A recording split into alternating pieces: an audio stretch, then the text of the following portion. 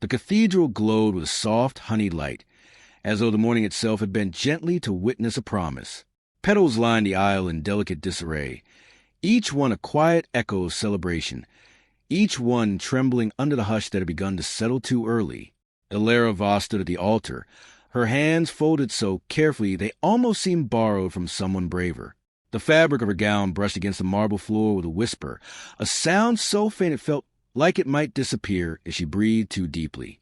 She had imagined this moment differently, not grander, not louder, but warmer in her thoughts. There had always been a steady presence beside her, a hand that would reach for hers without hesitation. Instead, there was only space, a widening, undeniable space where someone should have been. At first, the delay felt harmless, a misplaced minute, a fleeting inconvenience dressed in nerves. Guests shifted politely in their seats, exchanging soft smiles that suggested patience rather than concern. Ilara kept her gaze forward, anchored to the doors at the far end of the aisle, certain they would open at any moment, certain that everything would fall into place as it was meant to. But time, when it begins to stretch, does not announce its cruelty. It simply lingers. The murmurs came slowly, like a ripple across still water. A glance here, a whisper there. The officiant cleared his throat once, then again, his voice uncertain when he reassured the room that there would be a brief delay. Ilara felt the words drift past her without landing. Her heartbeat had grown too loud, too deliberate, as though it were trying to fill the silence on its own. She told herself not to think. Thinking would unravel her. A figure approached from the side, one of Lucien's attendants, his expression carefully arranged into something that tried and failed to resemble calm. He did not meet her eyes at first. Instead, he offered a small, folded note, his hand hovering just long enough to betray his reluctance. Ilara accepted it with fingers that had not yet begun to tremble. For a moment, she did not open it. There was a strange clarity in that pause, as if the world had granted her one final chance to remain untouched by whatever waited inside those creased edges. Around her, the cathedral seemed to hold its breath. Then she unfolded the paper. The message was brief, painfully so. "I'm sorry. I cannot do this." No explanation softened the words. No signature was needed. Something within her shifted. Not shattered, not yet, but displaced, as though her understanding of the world had been nudged just far enough to no longer align with itself. She read the line again, slower this time, as if meaning might change with patience. It did not. When she lifted her gaze, the room had already begun to change. The softness was gone, replaced by something sharper, more observant. Faces that had once glowed with celebration now carried curiosity poorly disguised as concern. A woman in the front row leaned closer to her companion, her lips moving in a whisper that did not bother to hide its speculation. Ilara became aware of herself in fragments. The weight of the gown, the stillness of her posture, the way her hands had tightened imperceptibly around the note. She wondered distantly how she must appear, a bride without a groom, a promise without a future. Her mother sat rigidly, her expression carefully composed, though her eyes had fallen to her lap. It was not shame, not entirely. It was something quieter, more complicated, a grief for a moment that could not be repaired. Ilara inhaled, slow and deliberate, as though breath itself required intention now. The instinct to disappear rose swiftly, almost kindly. It suggested that she step down, retreat, vanish before the silence could deepen into something unbearable. It would be easier, perhaps, to leave before the pity settled fully into the room. But her feet did not move. Instead, she stood. There was a strange strength in that stillness, one she did not recognize as her own. It was not defiance, nor was it denial. It was simply endurance, the quiet refusal to collapse under the weight of being seen in a moment she had never chosen. The officiant approached her gently, his voice lowered as he asked if she wished to step away. His words were careful, respectful, but they carried an assumption that this was over. Ilara opened her mouth to respond, though she was not entirely certain what she would say. Perhaps nothing at all. Perhaps silence would be her answer. And then, before she could decide, the cathedral doors opened. The sound was not loud, but it was final. It cut through the murmurs with clarity that drew every gaze toward the entrance. Light spilled inward, framing the figure that stepped across the threshold with an ease that did not seek permission. He did not rush. There was no urgency in his stride, no hint of spectacle, yet the air seemed to shift around him, as though presence itself could carry weight. Ilara felt it before she understood it. A quiet interruption in the pattern of her thoughts, a pause that did not demand attention, but held it nonetheless. He walked down the aisle alone. The distance between them closed with measured certainty, each step deliberate, each movement free of hesitation. The whispers rose again, softer now, edged with confusion rather than curiosity. No one seemed to know why he had come, only that his arrival did not belong to chance. When he reached her, he did not look at the crowd. He did not acknowledge the tension that had woven itself through the room. His attention settled entirely on her, steady and unguarded. For the first time since reading the note, Ilara felt something other than absence. Not relief, not yet, but the faintest shift, like the first breath after being underwater too long. He stopped just close enough that his voice would not need to travel. "You were not meant to stand here alone," he said quietly. The words did not attempt to mend what had broken. They did not offer explanation or demand response. They simply existed, gentle and certain, in the space between them. And somehow, impossibly, the silence no longer felt empty. Ilara did not step back, though instinct urged her to retreat from the sudden shift in the world around her.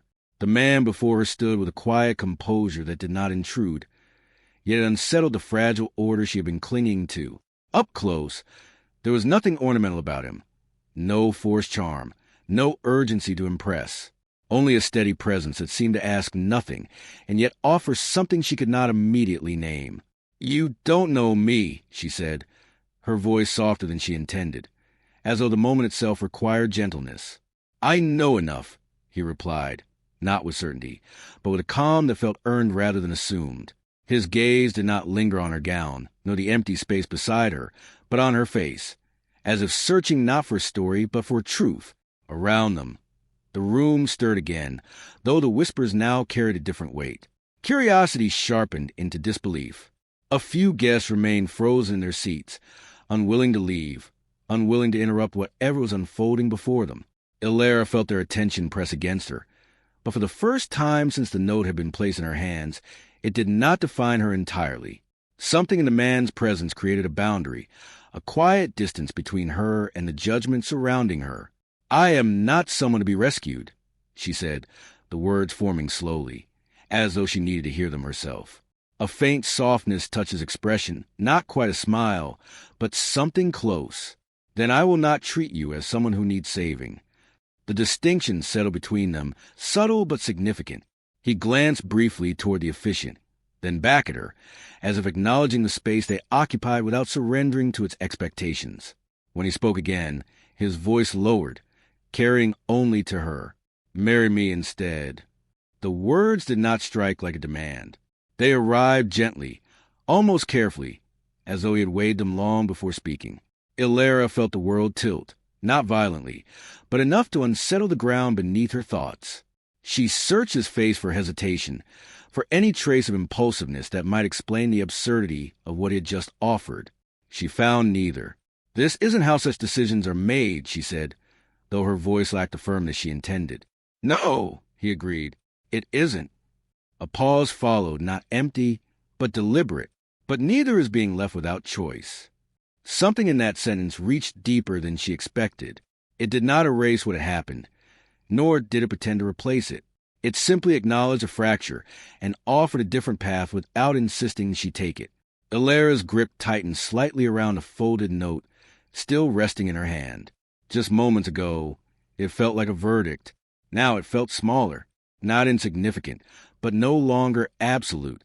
"You would stand here," she said slowly, "in front of all of them, and make this offer without knowing what I might say?" "I would stand here," he answered, "and give you the chance to decide for yourself." There was no urgency in him, no expectation that she would accept. He did not reach for her, did not attempt to close the distance between them. Instead, he waited, allowing the silence to remain hers. For the first time, Ilara considered what it meant to choose, not out of fear, not out of obligation, but out of something steadier. The humiliation still lingered, the sting of abandonment not yet dulled. But beneath it, something else had begun to surface. Something quieter, but stronger. She looked beyond him briefly, at the scattered remnants of ceremony that had unraveled too soon. Then she looked back. "I will not stand here as someone's replacement," she said, her voice gaining clarity with each word. "Nor will I accept a moment that exists only because another failed." His expression did not falter. "Then don't." The simplicity of it disarmed her. "Stand here," he continued, "only if it is your choice." The weight of the decision settled fully now, not as pressure, but as possibility. Ilara felt it in the steadiness of her breath, in the quiet alignment of something within her that had long been uncertain. Slowly, she released a note from her grasp. It fell without ceremony, a soft surrender to the floor beneath her. "I will not be chosen out of convenience," she said, her gaze unwavering. "You won't be," he replied. A moment passed, brief, yet vast enough to hold everything she had lost and everything she might become. Then, with a calm she did not entirely recognize, Ilara stepped forward. "If I stand here," she said, her voice no longer trembling, "it will be because I choose to." She extended her hand, not as a question, but as an answer, and after the faintest pause, he took it. The contact was steady, unhurried, and without claim, yet it carried a quiet certainty that neither of them withdrew from. Behind them, the officiant hesitated only briefly before finding his voice again, as though even tradition could adapt to something honest. And as the ceremony resumed, reshaped but not diminished, Ilara realized that the ending she had feared was no longer waiting for her. It had already passed. What remained was something uncharted. Uncertain, yes, but undeniably her own.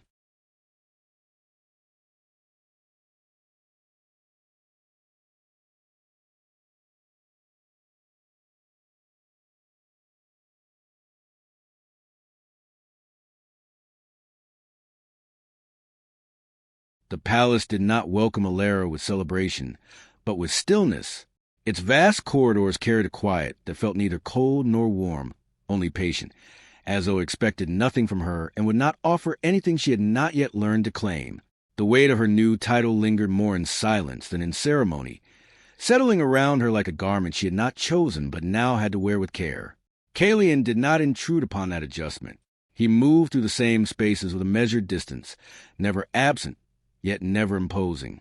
Their conversations were brief at first, shaped by courtesy rather than familiarity. Each word placed with intention, as though both understood that trust could not be hurried without risking its truth. Ilara found herself studying him in fragments. The way he listened without interruption, the way his presence softened rather than dominated a room.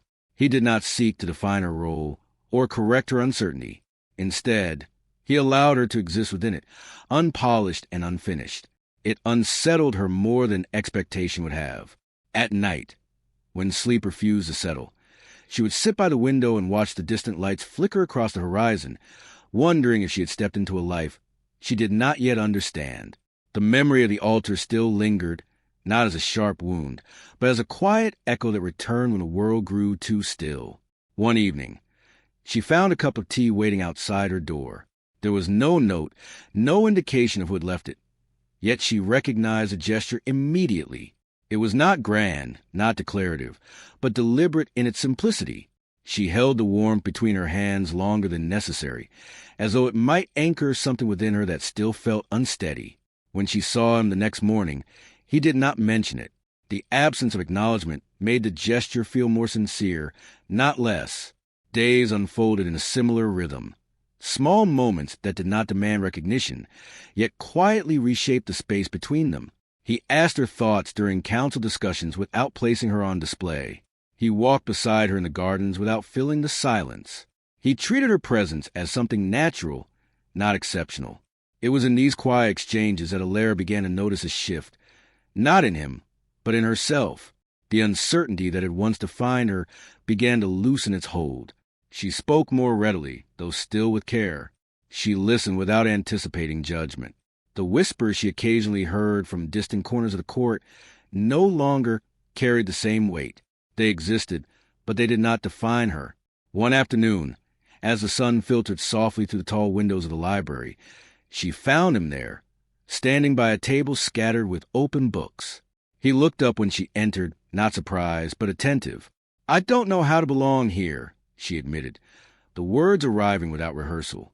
He closed the book before him, not as a dismissal, but as an offering of focus. "Then perhaps you don't need to belong yet," he said. "Perhaps you only need time to understand what that means for you." She considered that, the absence of expectation settling more comfortably than any instruction could have. "And if I never do?" she asked quietly. "Then this place will learn to meet you where you are," he replied. There was no trace of doubt in his voice, only a calm assurance that did not seek to persuade her, but to steady her. Ilara exhaled slowly, realizing that for the first time, the question did not frighten her as much as it once would have.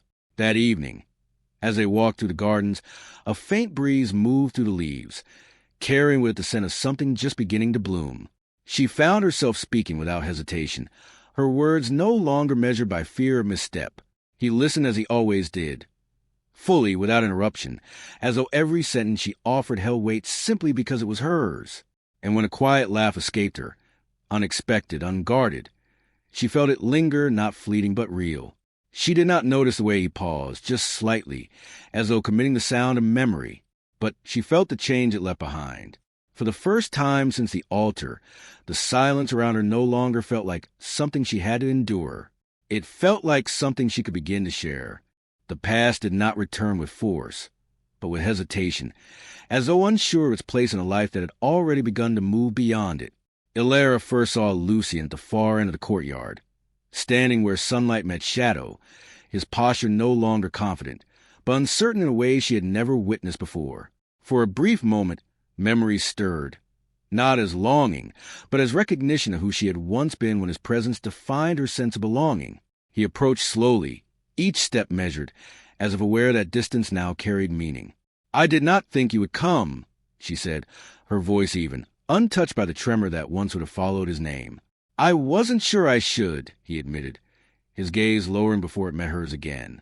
"But leaving without explanation was a mistake I could not leave unspoken." The words lingered, not heavy, but incomplete. Ilara studied him, noticing the absence of certainty that had once shaped him. Whatever regret he carried now did not alter what had already been done. It simply existed beside it. "You don't owe me forgiveness," he continued, quieter this time. "But I needed you to know that I see what I lost."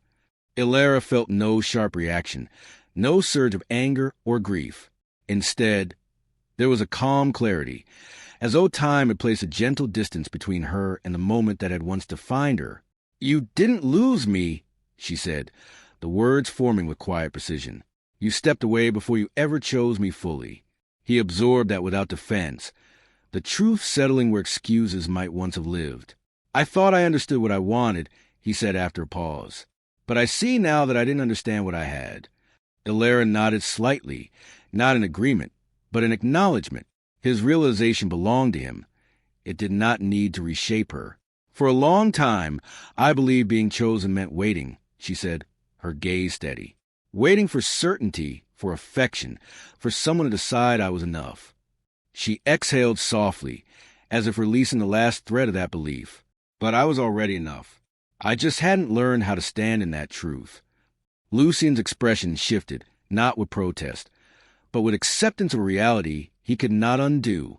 "I hope you find what you're looking for," she added, not as dismissal, but as closure. "And you?" he asked, a quiet question that carried more humility than expectation. Ilara's gaze drifted briefly toward the palace, where tall windows reflected the afternoon light. She thought of quiet conversations, of patience without pressure, of a presence that had never demanded she become anything other than herself. "I already have," she replied. There was nothing more to say. Lucian inclined his head slightly before stepping back, the distance between them no longer uncertain, but final in its gentleness. When Ilara turned away, she did not feel the pull of what had ended. Instead, she felt the steadiness of what remained. She found Kalian in the gardens later that evening, standing beneath the fading light, as though he had been there long before her thoughts had led her to him. He looked at her with the same quiet attentiveness he always had, but there was something unspoken in his gaze now, something patient, waiting without expectation.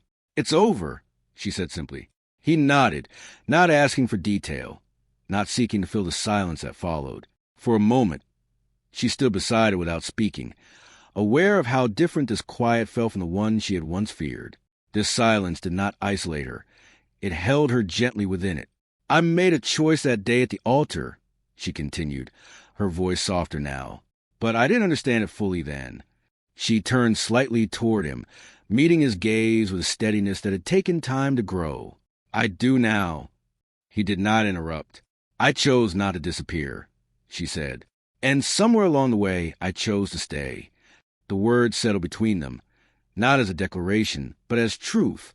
Kalian's expression shifted just enough to reveal something deeper, something he had not named, perhaps out of respect for the space she needed to reach this moment on her own. Illyra closed the distance between them, not out of uncertainty, but with quiet intention. When she reached for his hand, the gesture felt different from the one at the altar. Then, it had been a step into the unknown. Now, it was a step into something understood. "I'm not here because I was left," she said, her voice steady. "I'm here because I choose this." His fingers curled gently around hers, the contact unhurried, certain without claiming more than she offered. "And I choose you," he replied, the word simple, yet carrying the weight of everything he had never rushed to say. The light faded slowly around them, the skies softening into evening as the world settled into a quiet that no longer felt empty. And in that stillness, Illyra understood something she had once searched for in others, but had only now found within herself. To be chosen was not a moment given by someone else. It was a truth you learned to stand in until the right person met you there.